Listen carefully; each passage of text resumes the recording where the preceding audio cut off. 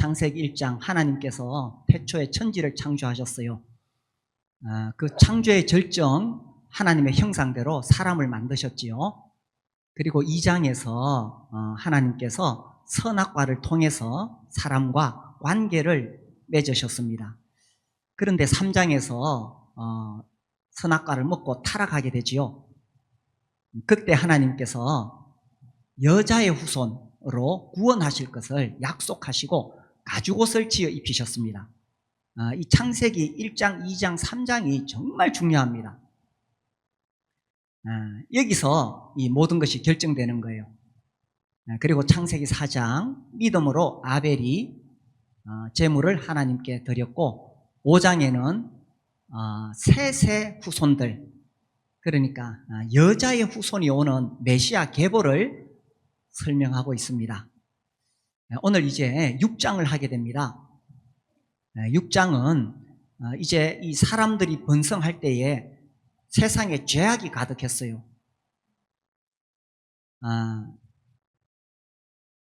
그래서 하나님께서 물로서 심판하시려고 하십니다. 대홍수죠. 그때 노아가 하나님께 은혜를 입어서 방주를 만드는 이야기, 이것이 창세기 6장입니다. 자, 1절부터 볼까요? 사람이 땅 위에 번성하기 시작할 때에 그들에게서 딸들이 나니 하나님의 아들들이 사람의 딸들의 아름다움을 보고 자기들이 좋아하는 모든 여자를 아내로 삼는지라. 이 6장의 전반부에는 우리가 이해하기 어려운 내용들이 좀 나옵니다.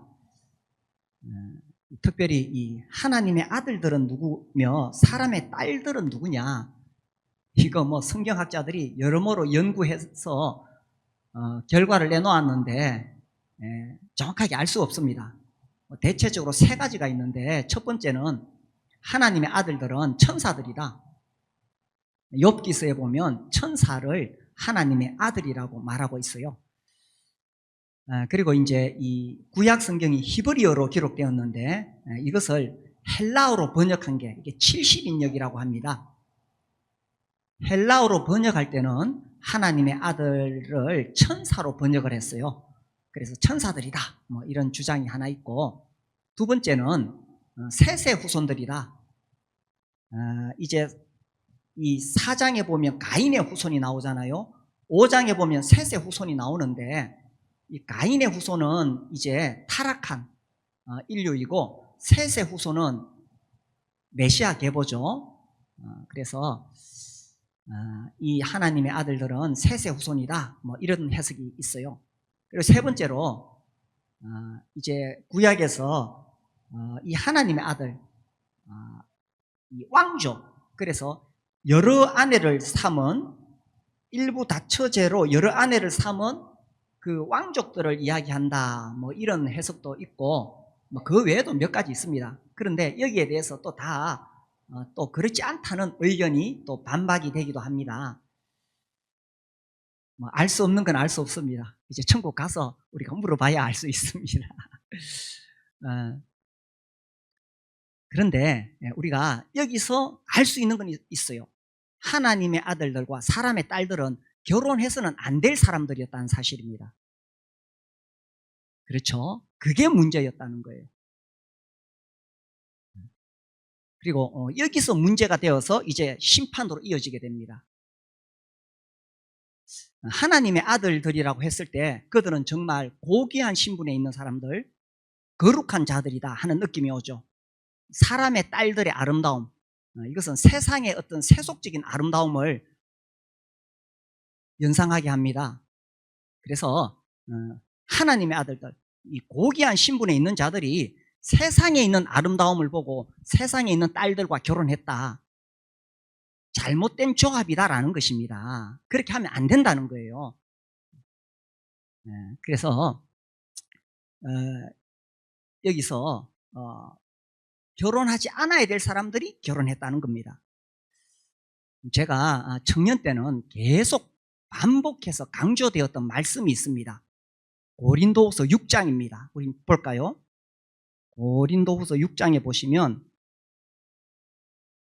14절, 에서 18절까지입니다. 우리 같이 한번 읽어볼까요? 14절 시작. 너희는 믿지 않는 자와 멍에를 함께 매지 말라. 의와 불법이 어찌 함께하며 빛과 어둠이 어찌 사귀며 그리스도와 벨리알이 어찌 조화되며 믿는 자와 믿지 않는 자가 어찌 상관하며 하나님의 성전과 우상이 어찌 일치가 되리요. 우리는 살아계신 하나님의 성전이라. 이와 같이 하나님께서 이르시되 내가 그들 가운데 거하며 두루 행하여 나는 그들의 하나님이 되고 그들은 나의 백성이 되리라. 그러므로 너희는 그들 중에서 나와서 따로 있고 부정한 것을 만지지 말라. 내가 너희를 영접하여 너희에게 아버지가 되고 너희는 내게 자녀가 되리라. 전능하신 주의 말씀이니라 하셨느니라. 제가 나이가 들어보니까 왜 청년 시절에 이 말씀을 그렇게 강조했는지 이해가 됩니다. 그래서 우리 학생들, 청소년들, 우리 청년들 정말 이 말씀을 주의 깊게 보셔야 돼요. 믿지 않는 자와 멍에를 같이 매지 마라. 그래서 믿지 않는 자와 멍에를 같이 매지 않는다는 게 무슨 뜻이냐. 우리가 이제 세상 사람들과 살다 보면 깊은 어떤 관계를 맺을 수 있어요. 그런데 취미 활동도 믿지 않는 사람과 너무 깊은 관계를 맺을 때에 문제가 생깁니다.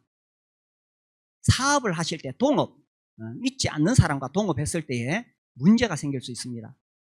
특별히 청년들에게 이 말씀이 중요한 것은 믿지 않는 사람과 결혼하지 말라는 뜻입니다. 우리 청소년들 잘 듣고 있나요? 그래서 믿는 사람과 결혼해야 돼요. 그렇게 하려면 교회 안에 열심히 활동하고 또 우리 청소년, 청년 시절에 캠프가 많이 있잖아요. 청년들을 위한 캠프. 그런데 열심히 다니고 또 다른 교회와 연합해서 사역하는 그런 사역에 열심히 섬기고 그렇게 하다 보면 믿는 사람과 결혼할 기회가 많이 생기게 됩니다. 열심히 캠프 가세요. 그래서 믿지 않는 자와 멍에를 함께 매지 말라. 의와 불법, 빛과 어둠이 함께 할 수가 없다는 사실입니다. 그리스도와 벨리알, 귀신이 함께 할 수가 없다는 사실입니다. 이게 무너지면 하나님의 심판이 임하는 거예요. 하나님께서 믿는 사람들은 이 거룩의 어떤 뚝을 만드셨어요. 거룩의 선을 만드셨어요. 그래서 믿는 사람들은 이 거룩의 선을 지켜야 돼. 이 선이 무너지면 하나님의 심판이 임하는 것입니다. 이게요, 한 사람으로 끝나는 문제가 아니에요. 누가 청년 중에 믿지 않는 사람하고 결혼했다. 그걸로 끝나는 게 아니에요. 그러면 그 영향을 줍니다. 다른 청년들에게. 우리 교회에 최근에 믿음 안에서 결혼한 젊은 가정들이 있어요. 저는 너무 감사하고 감사해요. 그래서 믿음 안에서 결혼을 하는 이런 아름다운 모습들이 교회에 좋은 사례로 계속 나와야 돼요. 그래서 우리는요, 정말 이 우리 청년 형제 자매가 믿음 안에서 결혼하면 정말 기뻐하고 정말 축복해주고 그래야 됩니다. 그래서 그것이 사례가 되도록 정말 교회 안에서 믿음 안에서 결혼하는 것이 얼마나 복된 것인가, 이것이 교회의 사례가 돼야 돼요. 근데 만약에 불신 결혼이 생기면, 이것이 사례가 되면, 영향을 주면 이 교회가 영적으로 약화돼요. 제가 작년에 그 싱가포르에 갔을 때에 버킷 아랑교회 방문해서 뭐 여러 가지 많은 것을 배웠는데 굉장히 인상 깊게 남아있는 게 있어요. 그 교회에서는 미혼 청년들을 위해서 계속 결혼 세미나 하더라고요. 주기적으로. 그게 왜 그렇게 계속 하느냐. 믿음 안에서 결혼을 해야 교회가 그런 가정들이 계속 생겨야 교회가 튼튼해지고 그런 가정을 통해서 태어난 자녀들이 또 믿음을 이어받게 된다는 거예요. 만약에 믿지 않는 사람과 결혼하면 결국 그 자녀들 또 다른 사례들이 생기면서 교회 전체가 약화된다는 겁니다. 10년, 20년 뒤에 교회가 점점 영적으로 힘을 잃어버리게 된다는 거예요. 그래서 그 교회는 이걸 굉장히 강조하더라고요. 제가 작년 거기 갔다 오고 나서부터 이 부분을 계속 강조하지 않던가요? 그래서 우리 청소년, 청년들이 결혼하지 말아야 할 사람하고 결혼하면 안 됩니다. 남자는 누구하고 결혼해야 돼요? 여자와. 그리고 신자는 신자와. 그런데 여기 그 선이 무너진 거죠. 그래서 고린도서 6장 17절, 그러므로 너희는 그들 중에서 나와서 따로 있고 믿지 않는 사람과 너무 깊이 사귀게 되면 문제가 생길 수 있습니다. 그래서 거기서 나와서 따로 있고, 특별히 우리 어린이, 청소년, 청년들은 교회 안에서 많은 시간을 보내는 것이 정말 중요합니다. 이 교회 안에서 많은 시간을 보내고 여기서 힘을 얻어서 이제 세상에 나가서 우리가 그리스도의 증인이 될 수 있는 거예요. 그러므로 너희는 그들 중에서 나와서 따로 있고, 믿지 않는 사람과 너무 깊은 그런 관계 속에 들어가지 마라. 거기서 나와서 따로 있어라. 거기서 나와서 따로 있어라. 알겠지? 네. 자, 우리 다시 돌아가 봅시다. 창세기 6장. 이제 하나님께서 대홍수, 심판이 일어나는데 그 시발점이 뭐냐? 하나님의 아들들과 사람의 딸들 결혼해서 이 거룩의 선이 무너졌다는 것입니다. 3절, 여호와께서 이르시되 나의 영이 영원히 사람과 함께하지 아니하리니 이는 그들이 육신이 됨이라. 그러나 그들의 날은 120년이 되리라 하시니라. 아마 이 홍수 때까지 한 120년 정도 여유를 두신 것 같아요. 하나님께서 오래 참으시죠. 그들 중에 회개하고 돌아오기를. 4절, 당시에 땅에는 네피림이 있었고, 이 네피림이 무엇인지도 정확히 알 수가 없습니다. 아무튼 그 당시에 거인들이 있었다. 네피림이 있었고, 그 후에도 하나님의 아들들이 사람의 딸들에게로 들어와. 또 강조되죠. 이게 문제였다는 겁니다. 이게 거룩의 선이 무너지는 거예요. 들어와 자식을 낳았으니 그들은 용사라. 안 믿는 사람하고 결혼하면 자식들이 망할까요? 아니에요. 세상적으로는 더 성공할 수 있습니다. 그렇죠? 그러나 믿음을 떠나면 세상에서 성공하는 것이 무슨 의미가 있어요? 고대에 명성이 있는 사람들이었더라. 세상적으로는 성공했어요. 그러나 이것이 거룩의 선이 무너지는 것이고 하나님의 심판이 임하게 되는 것입니다. 그래서 5절, 여호와께서 사람의 죄악이 세상에 가득함과 그의 마음으로 생각하는 모든 계획이 항상 악할 뿐임을 보시고 하나님께서 심판을 하실 수밖에 없는 상황입니다. 문제는 마음입니다. 마음. 만물보다 거짓되고 심히 부패한 것이 마음이라. 예레미야 17장 9절.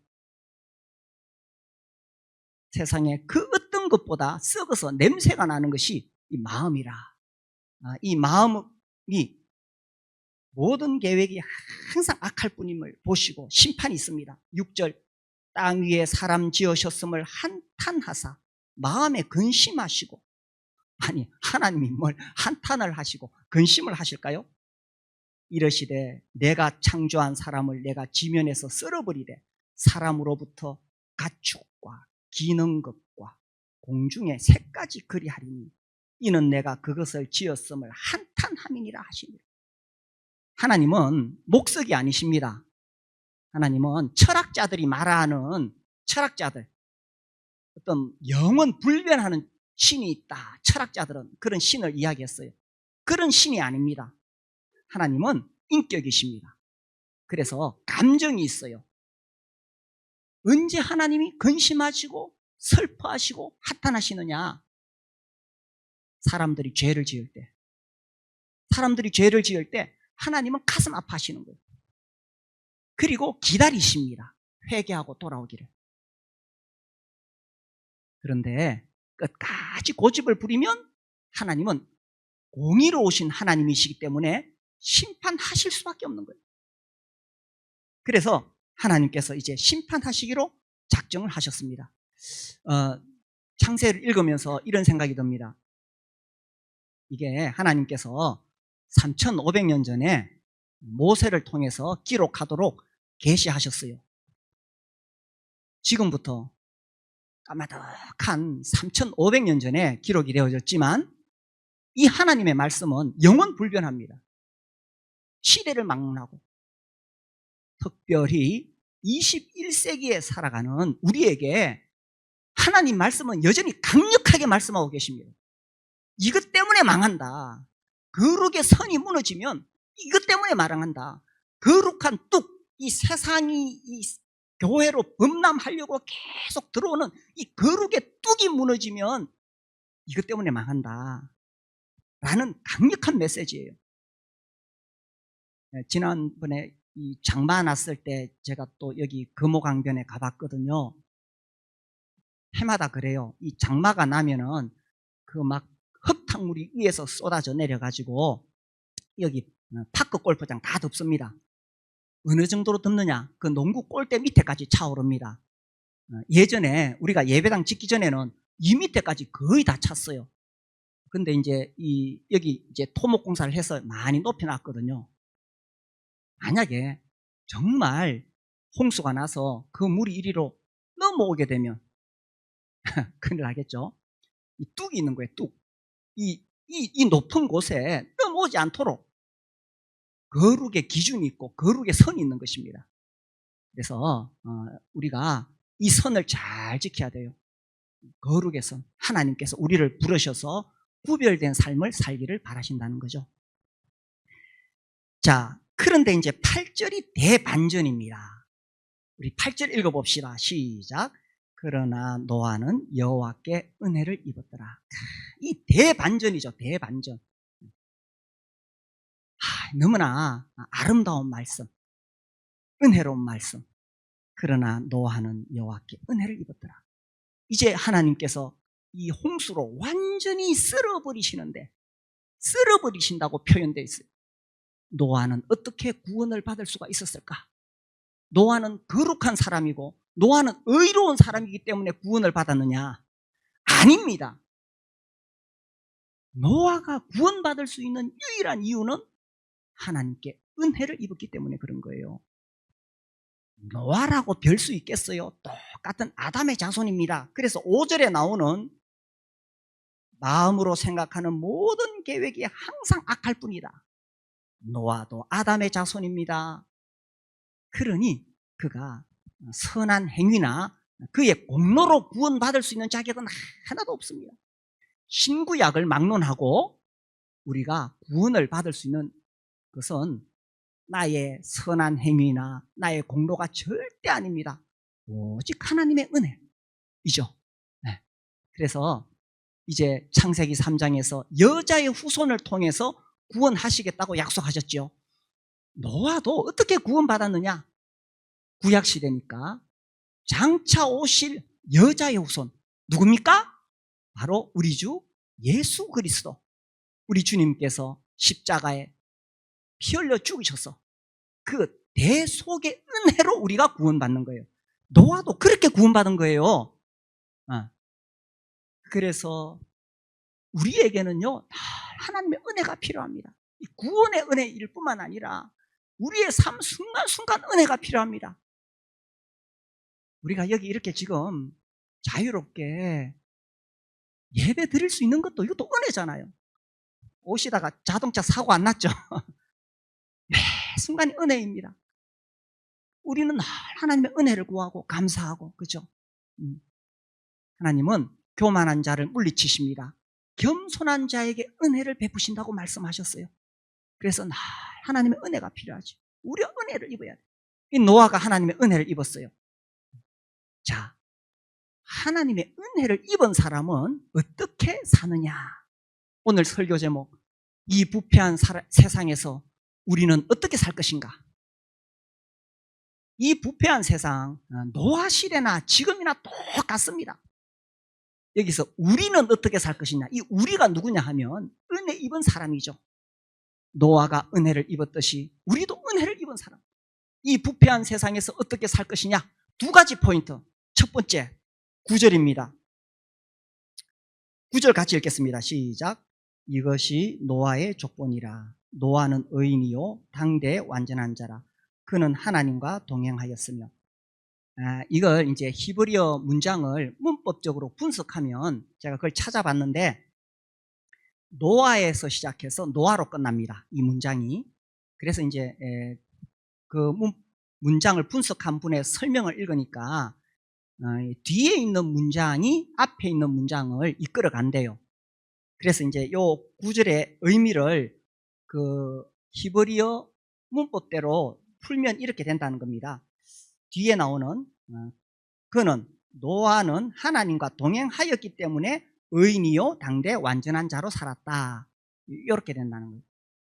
그래서 은혜 입은 자는 어떻게 사느냐? 하나님과 동행하는 삶을 산다는 것입니다. 자, 여기서 중요한 게 있어요. 이 8절과 9절에 순서를 바꾸면 안 됩니다. 이해되시죠? 노아가 은혜를 입었기 때문에 하나님과 동행했어요. 그래서 의인이요 완전한 자가 되었습니다.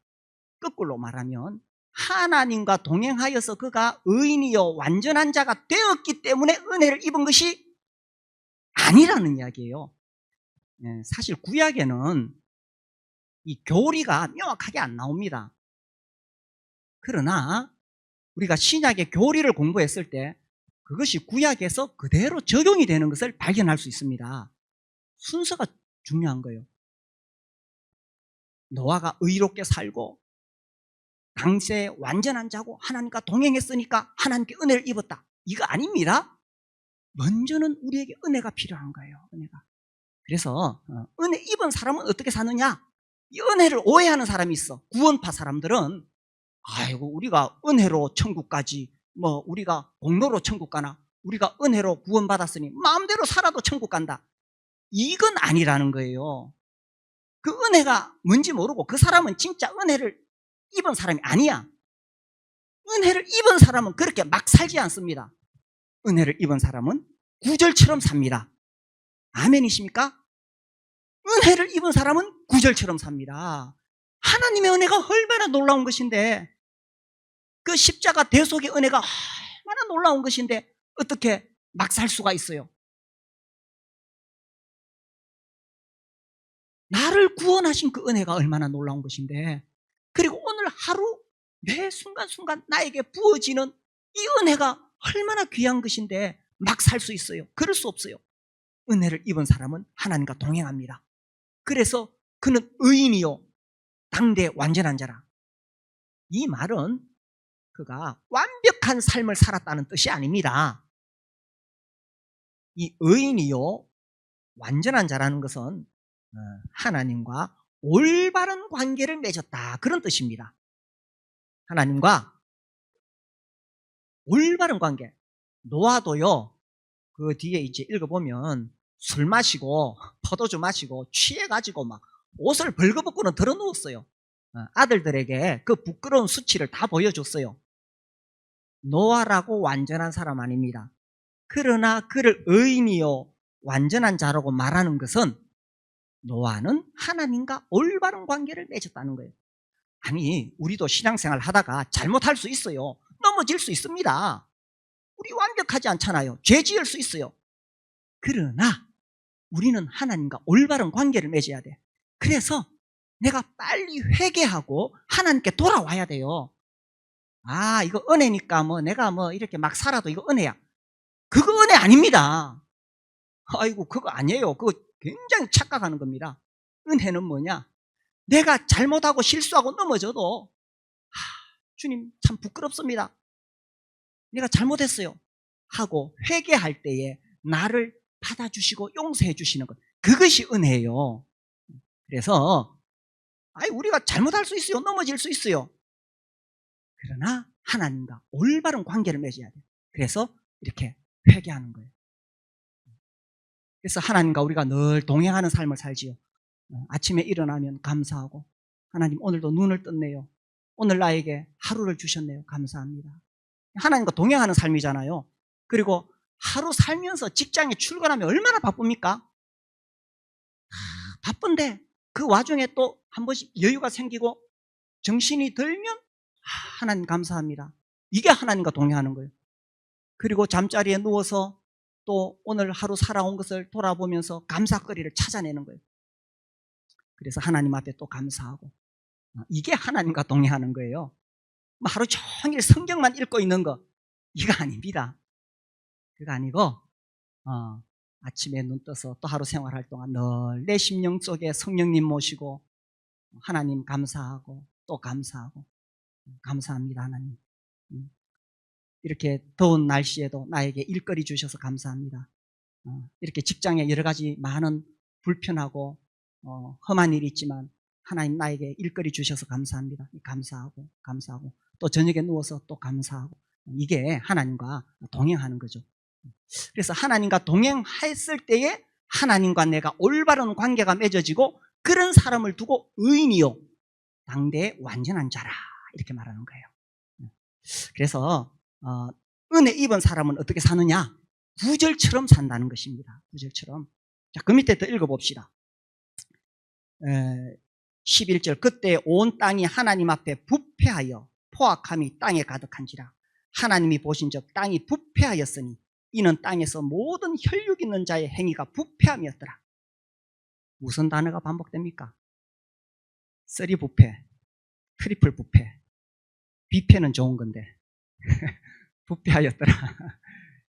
이제 이런 이야기를 해요. 아니 요즘같이 이런 세상에서 내가 어떻게 하나님과 동행하고 의로운 삶을 살 수 있습니까? 노아 시대나 지금이나 다를 바 없어요. 노아가 살아가던 시대도 부패했어요. 그럼에도 불구하고 노아는 정신 차리고 하나님과 동행하는 삶을 살았다는 것입니다. 세상 탓할 거 없어요. 환경 탓할 거 없습니다. 어떤 상황에서도 은혜 입은 사람은 하나님과 동행하는 거예요. 이 유대인들 그 아버지가 아들들 데리고 여행하다가도 아들들 데리고 기도하고 유대교 그렇죠. 또 이슬람교 얼마나 엄격합니까?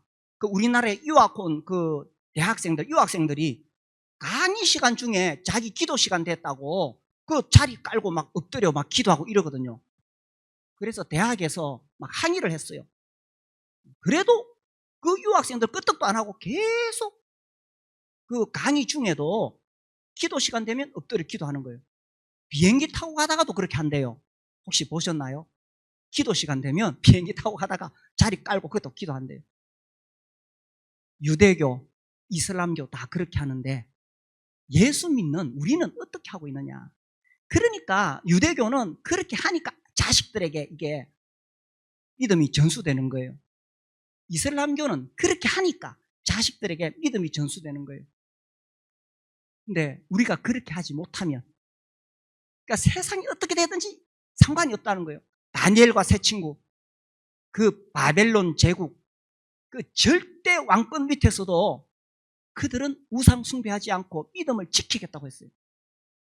그렇게 함으로 그들의 믿음을 안 믿는 사람들에게도 보여준 거죠. 우리 청소년들 학교에서 밥 먹을 때 기도하나요?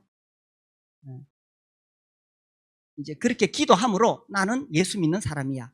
그렇게 하면서 나도 친구들 앞에서 행동을 조심스럽게 할 수밖에 없어요. 그래서 부패한 세상에서 하나님과 동행하는 거예요. 나는 예수님 믿는 사람이야. 부패한 세상에서 세상 탓할 거 없어요. 그래서 첫 번째 포인트, 은혜 입은 사람은 하나님과 동행했다는 사실입니다.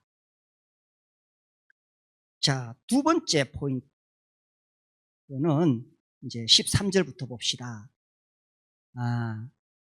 하나님께 은혜 입은 사람은 주신 사명을 위하여 살아갑니다. 13절 하나님이 노아에게 이르시되 모든 혈육 있는 자의 포악함이 땅에 가득하므로 그 끝날이 내 앞에 이르렀으니 내가 그들을 땅과 함께 멸하리라. 너는 고페르 나무로, 옛날 번역에는 잣나무라고 되어 있어요. 삼나무라고 하기도 합니다. 이 고페로 나무로 너를 위하여 방주를 만들되 그 안에 칸들을 막고 역청을 그 안팎에 칠하라. 네가 만들 방주는 이러하니 그 길이는 300규빗. 한 규빗은 이 가운데 손가락 끝에서 팔꿈치까지입니다. 약 45cm, 한 50cm. 그러니까 대충 보면 그 길이는 300규빗, 150m. 그 다음에 너비는 50규빗, 그러니까 25m. 높이는 30규빗, 높이는 15m. 대충 그렇게 나옵니다. 거기에 창을 내되 통풍구가 필요하죠. 위에서부터 한 규빗에 내고 그 문은 옆으로 내고 상중하 3층으로 할지니라. 자, 하나님께서 방주를 어떻게 만들어야 할지 노아에게 그 크기와 또 그 모양을 알려주셨어요. 그 외의 것은 더 이상 자세하게 기록이 되어 있지 않지만 하나님께서 이렇게 알려주셨어요. 이 배가 엄청 크거든요. 월드컵 축구장보다 더 길어요. 좁고 긴데 하나님께서 이 모양을 다 이렇게 알려주셨어요. 그 우리나라 창조과학회에서 또 재미있는 모형 실험을 했습니다. 1992년도에 카이스트의 그쪽에 있는 해사기술연구소 국가공인 선박해양플랜트 연구소에 노아 방주의 안정성 평가 연구 프로젝트를 의뢰하였다. 이래가지고 나중에 이제 뭐 KBS에서도 나오고, 그 다음에 우리 오후 특강 시간 때 노아 방주 하면 좋겠어요. 방주가 발견되었다는 것부터 시작해서 뭐 이런 이 노아 방주에 관련된 이런 부분에 대해서 이렇게 한번 특강을 하면 좋겠어요.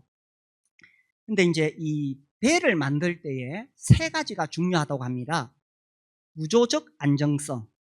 그러니까 이게 방주가 이게 길잖아요. 부러지면 안 되잖아. 구조의 안정성. 그 다음에 보건 안정성.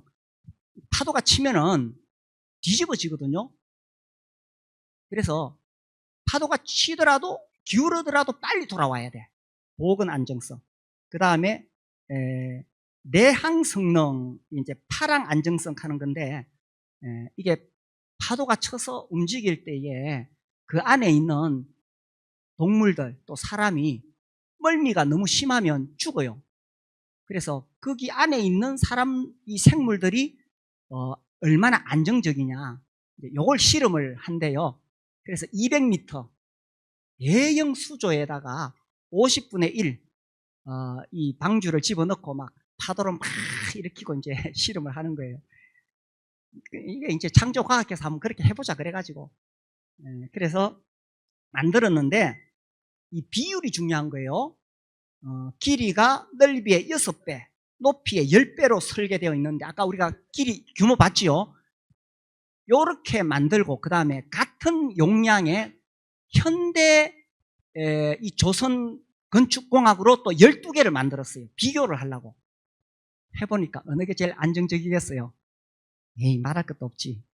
그래서 그 결과 노아의 방주가 현대의 최첨단 조선공학적 기법으로 제작된 어느 선박보다, 그러니까 이제 12개 다른 배와 비교했는데 어느 선박보다 뛰어난 안정성을 갖고 있음이 실증되었다. 뭐 당연하죠. 그리고 이제 이 파도 높이 30m에도 끄떡없고 43m까지 파도가 일어도 뒤집어지지 않는다. 뭐 당연하겠죠. 현재까지 관측된 바로는 40m 파도가 제일 높았다고 합니다. 뭐 그냥 창조과학에서는 믿지 않는 사람들을 대상으로 보여주려고 하는 거예요. 우리야 뭐 당연히 믿지만.